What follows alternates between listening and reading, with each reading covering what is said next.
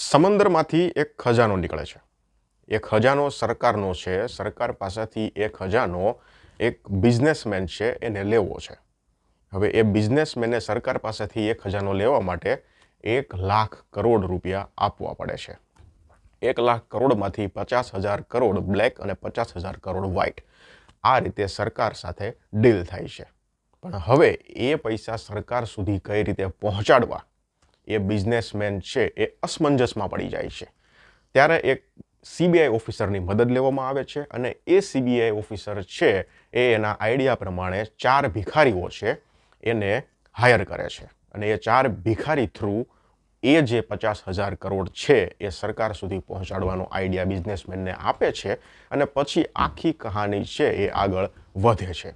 આ રીતની સ્ટોરી છે ફિલ્મ કુબેરાની, જેની લંબાઈ છે 3 કલાક પૂરેપૂરી. થોડું દુઃખ તમને ત્યારે લાગશે જ્યારે તમે ફિલ્મ શરૂઆતમાં જોશો તો તમને એક સ્ટોરી કહેવામાં આવશે અને આગળ જતાં તમને ફીલ થશે કે ઓકે, જે મુખ્ય સ્ટોરી હતી એ તો સ્ટોરી છે જ નહીં, એનો આધાર લઈ અને બીજી સ્ટોરી આ ફિલ્મમાં ચલાવવામાં આવે છે. ત્યારે તમને થોડું દુઃખ લાગશે પણ તમે નિરાશ નહીં થાઓ. થોડું દુઃખ ત્યારે લાગશે જ્યારે તમને ફીલ થશે કે ધનુષ અને નાગાર્જુના જેવા ધુરંધર કલાકારો હોવા છતાં ફિલ્મમાં એક્શન નથી. ત્યારે થોડું દુઃખ લાગી શકે છે. આના સિવાય ફિલ્મ છે એ થોડી લાંબી પણ ફીલ થશે, કારણ કે 3 કલાક આ ફિલ્મને આપવાની બિલકુલ જરૂર નહોતી. છતાં 3 કલાકની આ ફિલ્મ બનાવી છે જે ક્યાંક ક્યાંક વચ્ચે વચ્ચે બોર કરે છે અને નથી જોતા એવા સીનો પણ આંખે ઉભરીને આવે છે. બાકી લગભગ 2.5 કલાકમાં આ ફિલ્મ પતી જાય એમ જ હતી. ખોટી લાંબી કરી છે. જે ગીત નાખવામાં આવ્યું છે, ગીતની પણ કાંઈ જરૂર નહોતી, આવું મને ફીલ થયું.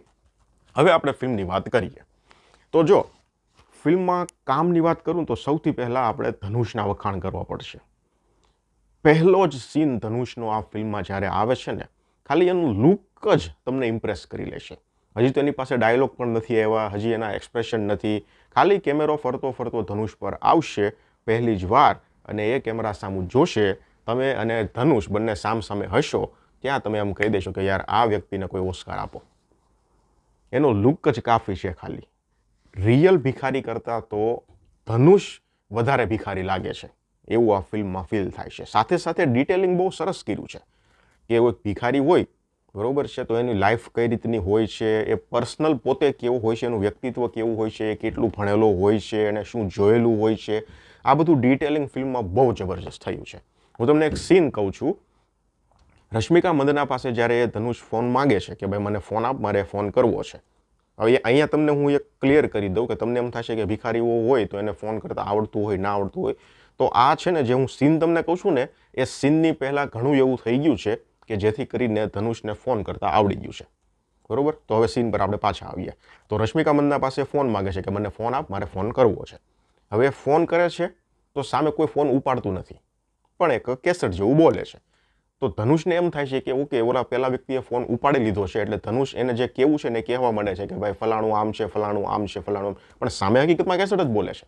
એટલે આનો મતલબ એમ થયો કે બહુ ઓછા ભિખારીઓ એવા હોય છે કે જે લોકો ફોનનો ઉપયોગ કરતા હોય છે, અથવા તો એને ખબર ના હોય કે આપણે ફોન કરીએ, જો સામેવાળો ન ઉપાડે તો સામેથી કોઈ કેસેટ જેવું બોલે કે ભાઈ તમે જેને ફોન કરવા માંગો છો એ અત્યારે રિસીવ નથી કરી રહ્યા, થોડી વાર પછી પ્રયાસ કરો, આવી કેસેટ બોલે છે ને. તો આ ભિખારીને ખબર નથી, કારણ કે આને પહેલી અથવા તો બીજી વાર ફોન યુઝ કરેલો છે ફિલ્મમાં. એટલે આ ડિટેલિંગ થયું. હવે આની જગ્યાએ જો કદાચ ડિટેલિંગમાં ધ્યાન ન આપવામાં આવ્યું તો સીધું ફોન પેલી કેસેટ બોલતી હોત ને તો ભિખારીને ખબર પડી જાત કે ભાઈ ઓકે કેસેટ બોલે છે, રહેવા દો.